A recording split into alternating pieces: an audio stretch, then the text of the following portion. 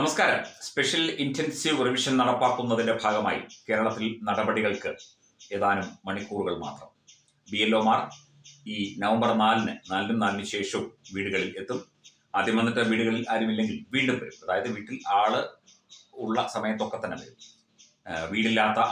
ആളില്ലാത്ത വീടുകളുടെ ലിസ്റ്റും മറ്റു കാര്യങ്ങളും, അതായത് വിദേശത്തൊക്കെ ജോലി ചെയ്യുന്ന കൂട്ടിക്കിടക്കുന്ന വീടുകളുടെയൊക്കെ ലിസ്റ്റ് പ്രാഥമികമായി തന്നെ തയ്യാറാക്കിയിട്ടുണ്ട് എന്നാണ് അറിയുന്നത്. വീട്ടിൽ ആളില്ലെങ്കിൽ 3 തവണ വരെ എത്തണം എന്നാണ് ഇപ്പോൾ തെരഞ്ഞെടുപ്പ് കമ്മീഷൻ BLOമാർക്ക് നിർദ്ദേശം നൽകിയിരിക്കുന്നത്. എല്ലാ വോട്ടർമാരുടെയും ഫോൺ നമ്പർ BLOയുടെ പക്കൽ ഉള്ളതിനാൽ എത്തുന്ന സമയം മുൻകൂട്ടി അറിയിക്കും. BLO നൽകുന്ന അപേക്ഷയിൽ എന്യൂമറേഷൻ ഫോറവും പൂരിപ്പിച്ച് ഒപ്പിട്ട് നൽകിയാൽ മതി. ആവശ്യമെങ്കിൽ രേഖകളും നൽകണം. പുതിയ ഫോട്ടോ ചേർക്കാനും സൗകര്യമുണ്ട്. 2002 ശേഷം വോട്ടർ പട്ടികയിൽ ഉൾപ്പെട്ടവർ 12 രേഖകളിൽ ഒന്ന് ഹാജരാക്കണം. 2002-ലും 25-ലും വോട്ടർ പട്ടികയിൽ എല്ലാവരും എന്യൂമറേഷൻ ഫോം ഒപ്പിട്ട് നൽകുകയും വേണം. ഇത് തീർച്ചയായിട്ടും പാലിക്കേണ്ട ഒരു വിഷയമാണ്. ഇതിനെ എതിർത്തിട്ട് കാര്യമൊന്നുമില്ല. ഇതിന് ബുദ്ധിമുട്ടുണ്ടാക്കിയിട്ടോ BLOമാരെ ചീത്ത വിളിച്ചിട്ടോ അല്ലെങ്കിൽ അവരോട് രാഷ്ട്രീയം പറഞ്ഞിട്ടോ കാര്യമൊന്നുമില്ല.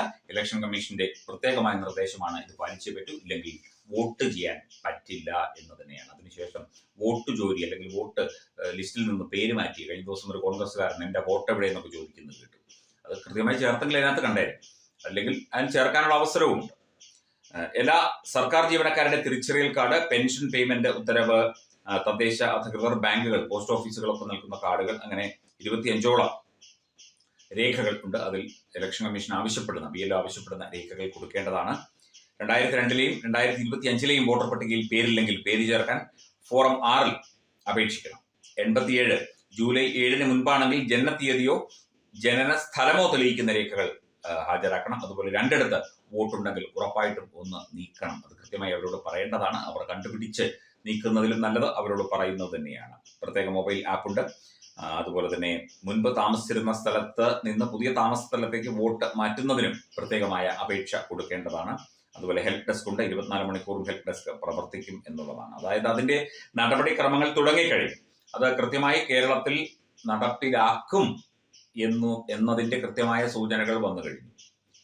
യാതൊരു സംശയവും അതിനകത്തില്ല.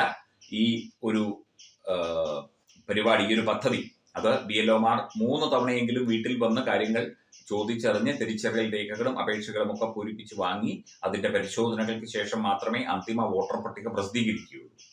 ഇവിടെ വോട്ട് ചോരി എന്ന് പറഞ്ഞ് കിടന്ന് തൃശ്ശൂരൊക്കെ 3000 വോട്ട് ചേർത്തു, പിന്നെ അത് 5000 ആക്കി. സുരേഷ് ഗോപി ജയിച്ചത് വോട്ട് ചേർത്തുകൊണ്ടാണെന്നൊക്കെ പറഞ്ഞ് നടക്കുന്നവർക്ക് കൃത്യമായ മറുപടി കിട്ടിയല്ലോ. കൃത്യമായ, ഇപ്പം വെളുക്കാൻ തേച്ചത് പാണ്ടായി എന്ന് പറഞ്ഞ പോലെയാണ്. ഒരു 10 വോട്ടെങ്കിലും വല്ല ബംഗാളികളുടെയും കിട്ടും എന്ന് വിചാരിച്ചത് അതൂടെ പോയി കിട്ടി.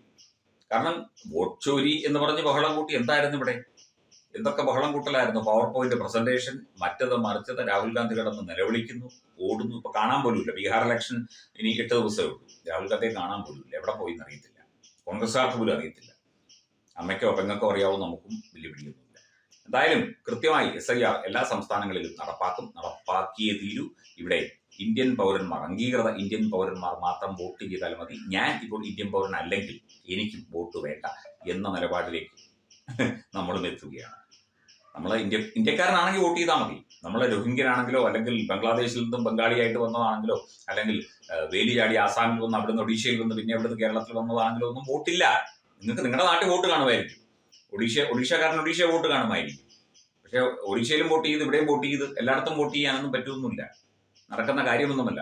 ഇത് സ്പെഷ്യൽ ഇന്റൻസീവ് റിവിഷനാണ്, അതിതീവ്രമായ റിവിഷനാണ്. അത് നടപ്പിലാക്കിയിരിക്കും. കൃത്യമായ അന്തിമ പട്ടിക തയ്യാറാക്കിയിരിക്കും. നിങ്ങൾക്ക് പരാതി ഉണ്ടെങ്കിൽ പരാതി കൊടുക്കാം, അത് പരിഹരിച്ചു തരും. ഇലക്ഷൻ അടുക്കുന്തോറും അതിന്റെ ആ ഒരു നടപടിക്രമങ്ങൾ ദ്രുതഗതിയിലാക്കും. എത്രയും വേഗത്തിലാക്കാനുള്ള നടപടികൾ ഇലക്ഷൻ കമ്മീഷൻ ഓഫ് ഇന്ത്യ ആരംഭിച്ചു കഴിഞ്ഞു. BLOമാർക്ക് വീടുകളിലേക്ക് സ്വാഗതം.